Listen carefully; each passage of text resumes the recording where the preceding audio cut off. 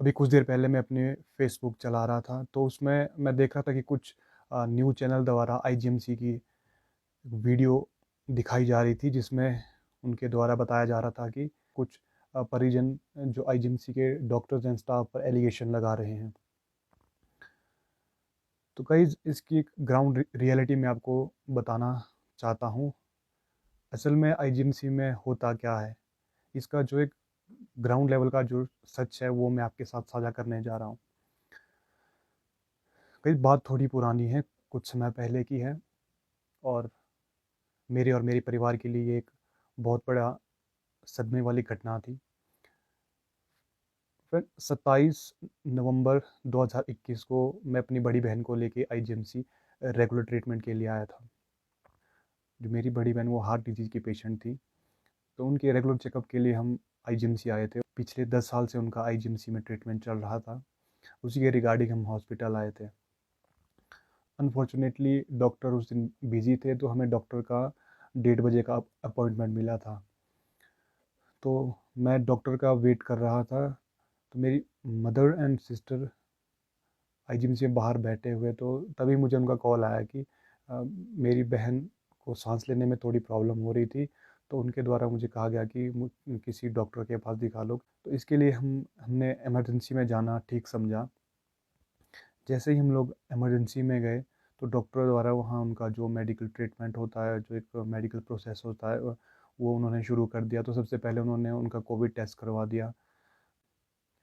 थोड़ी देर बाद उनका जो टेस्ट रिपोर्ट थी वो भी नेगेटिव थी, तो उनके लिए ऑक्सीजन प्रोवाइड करवाई गई और उनके लिए ऑक्सीजन लगवा दी गई। जो भी डॉक्टर वहाँ थे, शायद वो डॉक्टर हो या अपनी इंटर्नशिप में वहाँ आए हो या अपने फाइनल ईयर में हो, जिनके द्वारा इमरजेंसी में मेरी बहन का ट्रीटमेंट किया जा रहा था, तो उन लोगों ने उनको बेड भी प्रोवाइड नहीं करवाया, वो बाहर स्ट्रेचर में ही लेटे थे। थोड़ी देर बाद स्वयं मैं उनके पास गया और उनसे रिक्वेस्ट करी कि जो हमारा पेशेंट है, इसको आप एडमिट करेंगे या फिर हम चले जाएं। तो उनका जो कहने का जो एक वे ऑफ टॉकिंग थी, तो बाय गॉड से वो बिल्कुल भी एक डॉक्टर के लिए सूटेबल नहीं थी। तो उनके द्वारा कहा गया कि बहुत सारे बेड पड़े हैं, कहीं भी लेटा दो उनको। तो फिर उसी के रिगार्डिंग में एक दूसरे डॉक्टर से बात करने गया, और तभी वो मेरे सिस्टर के वहाँ स्ट्रेचर के पास गए और फिर से उनका कोविड टेस्ट करवाने लगे। सो मेरी बड़ी बहन बहुत ज़ोर से चिल्लाई और रोने लगी, और एकदम से मैं वहाँ गया और मैंने पूछा कि व्हाट आर यू डूइंग। तो उनके द्वारा बताया गया कि इनका कोविड टेस्ट करवा रहे हो। तो तभी मैं एकदम से शाउट हुआ कि मैम, ऑलरेडी इनका कोविड टेस्ट हो चुका है, आप फिर से इनका कोविड टेस्ट करवा रहे हो। तो वो एकदम से घबराए और बोलने लगे, इनका टेस्ट हो गया क्या। फिर वो सॉरी फील करने लगे कि मुझे नहीं पता कि इनका कोविड टेस्ट हो गया। तभी मैंने मैम को कहा कि मैम, अगर आपको यही पता नहीं है आपको किस पेशेंट को ट्रीटमेंट कर रहे हो, तो किस तरह के डॉक्टर हो आप। बस उसी दौरान वो जो उनका मिसबिहेव था वो शुरू हो गया था। उसी बीच हमारी थोड़ी हल्की सी नोक झोंक भी हो गई, तो वो हमें कहने लगे, जो कर लो, तुमने करना है कर लो। तो इस तरह की कुछ चीज़ें होती हैं जो एक डॉक्टर को सूटेबल नहीं होती। अब देखिए गाइस, दो ही जगह ऐसी है, एक मंदिर एक हॉस्पिटल, जहाँ इंसान दुख के टाइम पर ही जाता है, और हम सबके द्वारा डॉक्टर को भगवान के रूप में माना जाता है। ऐसा नहीं है कि हॉस्पिटल में सब एक जैसे होते हैं, कुछ अच्छे डॉक्टर भी हैं, सीनियर डॉक्टर भी हैं, जो पेशेंट को एक मरीज की तरह नहीं ट्रीट करते हैं। मेरा किसी स्पेसिफिक पर्सन को टारगेट करने का मकसद नहीं है इस वीडियो को बनाना। तो उसी बीच कहा सुनी हुई, तो उनके द्वारा मेरी बड़ी बहन को बिल्कुल भी ट्रीटमेंट नहीं दिया जा रहा था, वो बाहर स्ट्रेचर में ही बैठे थे। तो देन मैंने एकदम से उनकी इस मिसबिहेव के लिए उनकी सीएम हेल्पलाइन में कंप्लेंट भी करी। जब एक दूसरे डॉक्टर जो उनके साथ वहाँ ड्यूटी में थे, तो उनके द्वारा रिक्वेस्ट की गई और कहा गया कि अभी आप इन पेशेंट को एडमिट करिए, नहीं मेडिकल ट्रीटमेंट दीजिए। तो मैं उनसे फिर भी रिक्वेस्ट करने लगा कि अगर आपको लगता है कोई सीरियस कंडीशन है, तो हम इनको प्राइवेट हॉस्पिटल ले चलते हैं। तो उनके द्वारा यही कहा गया कि कोई बात नहीं, इट्स नॉर्मल, आप इन्हें एडमिट करवाइए, इनको पहले मेडिकल ट्रीटमेंट देते, बाकी बातें होती रहेगी। तो देन फीमेल वार्ड में मेरी बहन को एडमिट करवाया गया। अराउंड 10 PM के आसपास उनको सीसीयू में लेके गए। तो अभी पता ही नहीं चल रहा था कि असल में उनके साथ हो क्या रहा है। ना डॉक्टर द्वारा हमें बताया गया कि इतनी कोई सीरियस कंडीशन है, बस कुछ पेपर्स थे उनमें वो लिखते जा रहे थे। अब हमें तो पता नहीं, अब डॉक्टर लिखते जा रहे थे। तो सडनली 11 बजे के आसपास जो सीसीयू में एक सीनियर नर्स थी तो बात करने लगा। तो उनके द्वारा मुझे बताया गया कि आपकी जो बहन है इनको हार्ट अटैक आ गया है।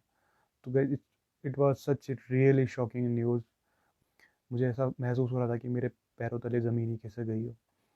उसके बाद भी मैं डॉक्टर के पास गया जो उनका ट्रीटमेंट कर रहे थे। एक तो वहाँ पता नहीं होता कि कौन सा डॉक्टर हमारे पेशेंट को ट्रीटमेंट, 10 तरह के तो डॉक्टर आते हैं। कोई कहते हैं आप ये टेस्ट कराइए, दूसरा कहता है आप ये करिए, आपको शायद आपके पेशेंट को ये हुआ होगा। तो डॉक्टर से गया जिनसे मैंने पहले भी बात करी, उनसे पूछा कि पेशेंट को क्या प्रॉब्लम है। अगर आपको लगता है कि पेशेंट की कंडीशन कुछ ख़राब है या कोई सीरियस नेचर की प्रॉब्लम है तो आप हमें बताइए, हम इनको लेके कहीं प्राइवेट हॉस्पिटल या पीजीआई लेके जाते हैं। तो उनके द्वारा फिर से मैं बताया गया कि ऐसी कोई भी प्रॉब्लम नहीं है, नॉर्मल इट्स नॉर्मल, कुछ सीजनल इन्फेक्शन है, अभी हम कुछ नहीं कह सकते। तो आप घबराइए मत। तो इस तरह डे सेकंड में भी कुछ जो लाइक इंटर्नशिप में होते हैं वहाँ पे डॉक्टर्स, या कोई अपने जो लास्ट ईयर में होते हैं, तो वो डॉक्टर हर 15-20 दिन के बाद कोई अपने हिसाब से आ रहा था। उनसे कोई कोई बोल रहा है आप ये टेस्ट करिए, आप वो टेस्ट करिए, अपने पेशेंट को वहाँ लेके जाइए, आपको अब इस रूम में अपने पेशेंट को लेके जाना। इनफैक्ट हम उनसे पर्सनली रिक्वेस्ट कर रहे थे कि पेशेंट की कंडीशन ठीक नहीं है, वो एक हार्ट डिजीज़ के पेशेंट है, इनको चलने में प्रॉब्लम से चला बिल्कुल भी नहीं जा रहा था, उनको प्रॉब्लम हो रही थी, ये इधर उधर नहीं जा सकते। तो फिर भी उनके द्वारा पेशेंट को ऐसे बिल्कुल सा ऐसे नॉर्मली लिया जाता है कि जैसे पेशेंट को कुछ हुआ ही नहीं है। वो आएंगे और उनके पेशेंट के प्रेजेंटेशन दिए जा रहे थे। सीनियर डॉक्टर आ रहे हैं, उन जूनियर से पूछ रहे हैं और वो अपनी प्रेजेंटेशन दे रहे हैं। बस यही चलता रहा। और डे सेकंड में भी टेस्ट का ये चला रहा। शाम को 3 साढ़े 3 बजे बाद फिर एक डॉक्टर आया जो इंटर्नशिप में, अब मैं उनको डॉक्टर तो नहीं मानता, वो आया और उनके द्वारा हमें बताया गया कि आपको एक कोविड का एक और टेस्ट करना पड़ेगा। मेरी बहन ने खुद कहा कि कितना टेस्ट करवाओगे, अब जब मैं खुद बोल रही कि मुझे ये प्रॉब्लम नहीं है, मुझे कोई कोविड नहीं हुआ है।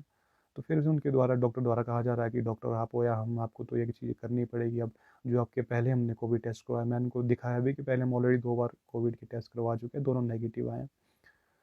तो उनके द्वारा कहा गया कि आपको फाइनल टेस्ट करना पड़ेगा।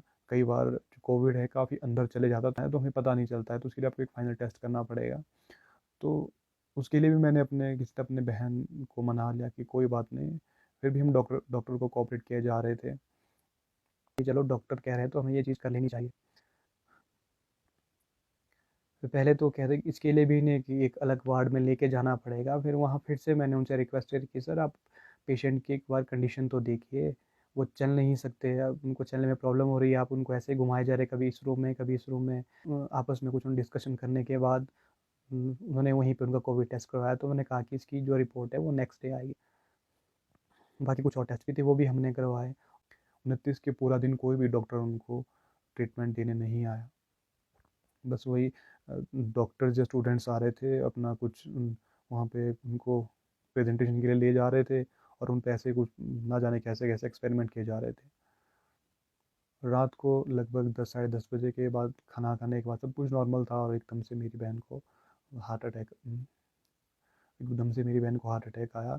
और मुझे और मेरी मदर को एकदम हमें पता लग गया था कि my sister is no more. But फिर भी डॉक्टर तब तक वहाँ कोई भी डॉक्टर नहीं था। और नर्स थी, अब एक थी नर्स भी हर रोज़ चेंज होती रहती, उन्हें क्या पता कि पेशेंट को क्या हुआ। उनको वही है कि जो दवाई लिखी है वही अपने पेशेंट को देनी है। तो after this situation my mother is out of control. जो मेरी मदर ने उनसे उनके तरीके से ही बात करना शुरू करी। तो तब वो थोड़े घबराए और देखते ही देखते वहाँ पे 20-25 डॉक्टर आ गए। अब एक मनी मन अंदर से पूरा टूट भी चुका था और मनी मन हंसी भी आ रही थी कि पूरा दिन डॉक्टर एक भी देखने को नहीं मिल रहा था और अब इतने लोग आ रहे हैं।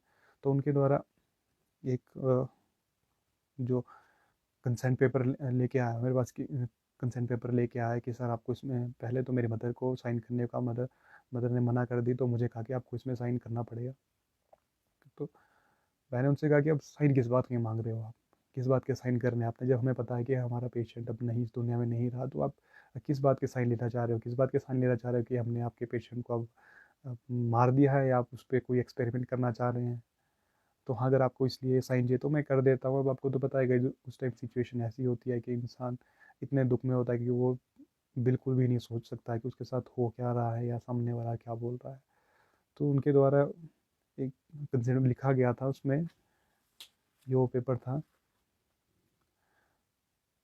ये मैंने काफ़ी टाइम बाद बाद पढ़ा। उसमें लिखा गया था कि हमें हमारी समझाने वाली भाषा में समझाया गया है कि हमारे मरीज़ का ईटी इंटूबेशन ज़रूरी है।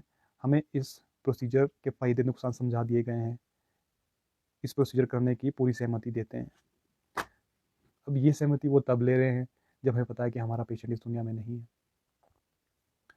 तो गाइस, भले ही मुझे लगता है आपको शायद एक स्टोरी की तरह लग रही होगी, पर मुझे लगता है कि अब तो ये एक कहानी बन के ही रह गया है। तो गाइस, इस तरह की मिसबिहेव और नेग्लिजेंस जो है वो आए दिन हॉस्पिटल में देखने को मिलते हैं। देखिए, मैं आपसे फिर से एक बात कहना चाहूँगा, मेरा किसी स्पेसिफिक पर्सन या डॉक्टर के साथ कोई पर्सनल ग्रजेस नहीं है, ना मैं पर्सनली उनको टारगेट कर रहा हूँ। मेरी आईजीएमसी में सभी डॉक्टर, स्टाफ और हिमाचल प्रदेश सरकार से विनती है कि जो भी वहाँ पे जूनियर डॉक्टर आ रहे हैं, जो भी स्टूडेंट वहाँ पे इंटर्नशिप में हैं, जो स्टडी कर रहे हैं, एटलीस्ट उनको ये पढ़ाया जाए, उनको ये समझाया जाए कि भाई वहाँ पे आने वाला हर एक मरीज़ एक इंसान है, और उस मरीज़, उस इंसान की जान उसके घर वाले और उस इंसान की जान उसके घर वालों के लिए बहुत ज़रूरी है। हम लोग हॉस्पिटल बहुत आस लेके आते हैं, हम हॉस्पिटल बहुत दुख और एक आस लेके आते हैं, और घर में उस मरीज़ के माँ, बहन, बेटा, भाई, पति सब एक आस लगाए बैठते हैं कि कब हमारा मरीज़ घर ठीक होके आए। हमें पता है कि मौत किसी के हाथ में नहीं है। मौत जब आएगी तो आएगी, वो किसी को पूछ के तो आएगी नहीं। तो एटलीस्ट मेरे आप सबसे विनती है, वहाँ पे जितने भी स्टूडेंट हैं, एटलीस्ट गाइज वहाँ पे जितने भी पेशेंट हैं, उनको ना इंसान समझ के ट्रीटमेंट देना। कि देखो गाइज, क्योंकि मैं तो अपनी बहन खो चुका हूँ, इसी तरह हर रोज़ कोई ना कोई इंसान अपने पेरेंट्स को खोता होगा, अपने रिश्तेदार को खोता होगा। कई परिजनों द्वारा कंप्लेंट भी की जाती है, और उन पर एक्शन लिया जाता है या ना लिया जाता है वो हमें नहीं पता। हमें पता है कि डॉक्टर्स को कुछ प्रिविलेजेस भी मिलते हैं। अब हमें ये भी पता है कि अगर डॉक्टर द्वारा एक छोटी सी भी गलती की जाए तो उस वो गलती वहीं तक सीमित रह जाती है, क्योंकि हमें पता ही नहीं कि हमारे पेशेंट के साथ हो क्या रहा है। माना कि आपके कुछ एथिक्स हैं, एथिक्स ये तो नहीं कहते कि आप पेशेंट को इंसान समझ के ट्रीटमेंट ही ना दे। ये घटना हमारे साथ घटी है, किसी के साथ भी घट सकती है, इसलिए गाइस बी अवेयर, आप सावधान रहिए। अगर आपको कहीं लगता है अगर आपको कहीं लगता है कि आपके साथ गलत हो रहा है, तो आप उनके अगेंस्ट कंप्लेंट करिए, पुलिस की सहायता लीजिए, उनके अगेंस्ट लीगल एक्शन लिए, क्योंकि चुप रहने से ये ठीक होने वाला नहीं है। जितना हम इसको सहते जाएंगे ये सब चीज़ें उतनी बढ़ती जाएगी।